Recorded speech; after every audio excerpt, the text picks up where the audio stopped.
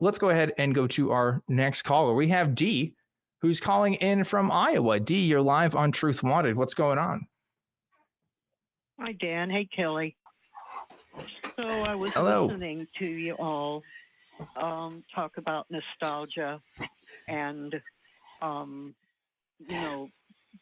points in your life that helped you grow. And I was struck by how differently Christians and atheists tend to look at the turning points of their life.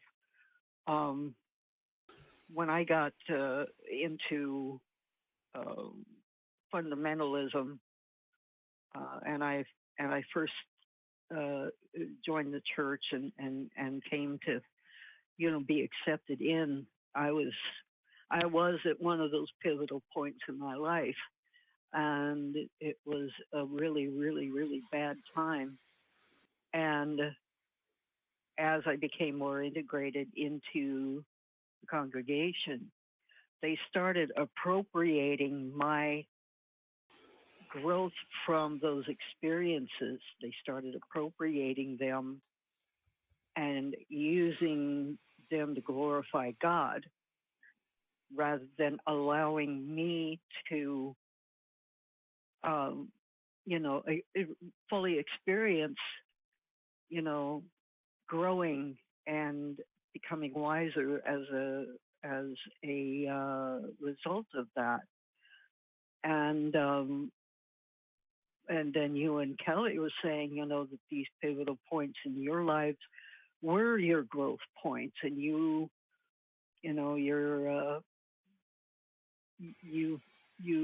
been able to take ownership of that and be a better person through it, and understand and accept that, and be proud. Mm-hmm. And it seems like, in my experience in my church, I used to work as a pump jockey at a truck stop on the night shift, and you can imagine some of the people that would come through there, very needy people, and I kind of built a very small sort of ministry, buy somebody a hot meal, let them take shelter in the the utility room. One girl had like a newborn; she was homeless. I let her hang out back there, and I would do all of this on my own. And I would witness. But I wasn't forceful with it. My thing was take these souls and help them however I can for a few hours. And my employer and best friend and mentor found out about what I was doing, and she chastised me for not bringing the rest of the church into it to share in the glory that I was giving to God through my witness and my works. And I always just thought, Jesus, and that's what Christianity is. It's appropriating so much of our humanity and giving it over to this being that doesn't give anything back. And I just found that a very profound contrast. Yeah, that's an interesting perspective. I think I tend to agree with you there, especially with fundamentalist Christianity, right? Like, it's not about the human moments you share with people at the end of the day. It's about, did you win souls over for Jesus? Are they going to heaven? I remember I used to work at a Christian summer camp as a camp counselor, and our measurement of success at the end of the week was, well, how many kids dedicated their lives to Christ? We actually kept count every week, so we could see what was working with the program and what wasn't, right, and how effective we were with bringing kids over, and there's like a weird thing happening there because it's like you're using these modern applications of data science to like do this conversion for kids, right? And it's just salesmanship at the end of the day. It's just capitalism. It's selling the product, and it's not about the Right. stuff that happens afterwards. That kid could grow up and become, I don't know, a notorious drug dealer. It didn't matter. We got him while he was 13 at the camp. That seemed to be the most important thing. Mm. Like, I got to invest a little bit in kids' lives for like a week, and then we just let him go. That was a big thing when I left youth group. It was like, wow, suddenly all these people I hung out with, I don't get to hang out with them anymore, I guess. And keep the relationships with people. I don't know, or can, but it can't be in that kind of context. Like, I don't know. It's not great. It's not great. No, it's not. It's not. Anyway, I just kind of wanted to share that because that, listening to you and Kelley talk about that, it kind of touched me pretty deeply, and just wanted to share that with y'all. How you were talking about how your failures and experiences have shaped you, and I'm thinking you and I are both a little bit older, and I started thinking of that scene from Jaws where they're showing off the scars. Look at this bad thing that happened. Look at this bad thing that happened to me, and yet we still, we look back on these things as things that were good for us. With that sense of nostalgia.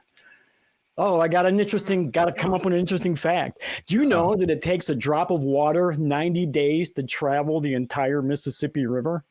Oh, that is an interesting fact. Thank you, Luke Riley, for the donation. Thank you. That was interesting. Huh. You guys are bringing it. I love it. Thanks, Steve. I do too. I love this idea. This is awesome. Happy to deliver interesting facts for a good cause. That being donations to the atheist community of Austin. Tax deductible, by the way. Tax deductible. Well, actually, I don't know if the super chats are. I think direct donations are. I don't know. But anyway, don't want to spread misinformation. Sorry about that. Regardless, I'm glad that you can still find some nostalgia for the good times too, D. Or at least I hope you can. Now, do you mentioned that was your motivation back in those days. Now, when you do something like that today, what's your motivation today? Yeah, good question. What's my motivation today is to alleviate suffering. Yeah. I mean, you were doing that before, but you were doing it for God. You just do it just out of the goodness of your heart now because that's the right thing to do. Maybe her argument is she's never actually changed in that regard. Oh, yeah, I could see that. Yeah, I could see that. Yeah, sure. Maybe I'm reading too much into it. Maybe that's what it is. Well, you're pretty much right, Dan, because the last few years of my working life I spent in customer service, and I particularly sought out jobs where I would be helping people with their Medicare programs, their Medicare plans, helping them, get through the I obviously there'd be people calling out some treatment got denied, some medication got denied, and I was meeting these people at their most vulnerable and doing everything that I could to turn it around for them. Absolutely. Oh my God. Doing that? Yes. You should be proud of that. That sounds like a hard job, helping with people's Medicare stuff. I mean, that's really important. It was challenging, but at the same time, it was very rewarding because every once in a while I get an opportunity to, just talk one-on-one while I'm working a problem, and we just be talking, and I would say something, and this person would be like, "Oh my God, you really get it." You're almost as if nobody had ever actually heard them.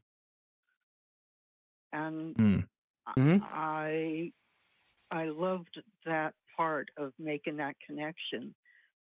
And I think that's always been who I am. Mm. And yeah, Yeah, I like it, Dee. You can be good without God. You can find your own intrinsic motivations to do good things. You don't need to have a higher power to tell what to do about it. And is it subjective? Sure. Right? Is it self-fulfilling? In a way, it could be, but you're still doing good stuff, right? And that's really what I care about at the end of the day. I think that's what a lot of people care about at the end of the day. Not everybody, obviously, but like well, if we're gonna shoot towards something, I think that's a pretty good thing to shoot for. So I really appreciate that, D. Anything else? Because we do got to get to some other callers here. But was there anything else you want to share before we let you go? I was just gonna say one more thing is that I've heard some of you guys talk to people who say basically that they do good works because they are afraid of hell. Mm-hmm. And my thought here is, if that's your motivation, then just do us all a favor and don't even bother, because you can't count on those types of people to do the right thing. Yeah, I don't know. Anyway, that's an interesting comment. You can probably count on them to do the right thing for themselves. Yeah, maybe right thing for themselves. Yeah, they would do the right thing because they thought it would be the best thing for them to do, right? Right, which might include benefits for other people, but maybe not always. Yeah.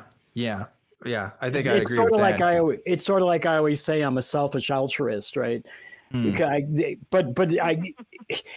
kind of a ridiculous phrase. I always explain it because that every time I do something to make the world a better place for somebody, I also make it a better place for me. So, yeah. Sure. Yeah.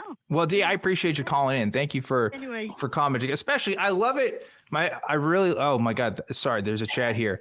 The Joker is wild. Says there's a face on Uranus and you're covering it up. Reveal the truth to us now, live on there. I think that was $5 Canadian for that. Thank you for that donation. And my fact is, Australia is wider than the moon. Did you know that? Wow, that's what this website says. I'll believe anything I see on the internet. I mean, that's that's pretty much my whole brand, I think. But anyway, you didn't believe those alien photos last week. No, I didn't believe that. That's true. Dee, thanks so much for calling in and relating to our story about nostalgia, and hope you have a great rest of your weekend. What I was going to say too is I love it when callers call us about the topics that we're already talking about, like in the beginning of the show. Those are like really good, I feel like, because I do want to talk to people about the stuff we're talking about. That's why I do it. In fact, why I bring it up, because I want to make it accessible for anybody that wants to talk to us. But yeah, that's an interesting link there about nostalgia and the Christian perspective on that. Well, Christianity, they say you don't want to look back because you want to look forward towards, heaven and stuff too. There's that element. I don't know, Kelley. Yeah. I am just agreeing with you right now. I always wonder why people, when I see a lot of people, I do wonder what their motivations are. If they really are just being a good person because they're trying to save their own soul. I'm only being good for me, right? That being an actual selfish altruist, right? Right. That's why I brought that up. I'm only being good because I know it's going to help me in the end. I'm going to go to heaven because I was good to you. But you also, I don't know, you do things for other people that will outlive yourself. You do things for your family, most people, I'll see that. I guess we all have that sense of this is our little tribe and that we're always going to take care of those people that are in our little circle, right? It's going beyond that, right? To, like Dee was talking about, helping people with their Medicare, it's going beyond that and helping out people that you don't know, that as I said at the beginning of the show, being that small person holding up that tiny candle in the dark corner, Yeah, that's I think a good thing. I think it's just it just comes down to our biology a lot of times, and that's a scary thing for people because they're like, well, that means that morality isn't objective. And yeah, I'm not somebody who believes morality is objective. I'm somebody who thinks that it's mostly socially constructed, and that's why I do think, by the way, that people who tend to do the most heinous crimes tend to also exhibit other antisocial activity, right? Like there's a correlation there because there's something different about some people's biology. That is just a fact when it comes to that kind of thing. People think and want to do things that I do not want to do, period. But they do for one reason or another. And it does make me pause when we talk about the way that we handle our whole criminal justice system and whatnot. But that's a whole other conversation outside of our scope.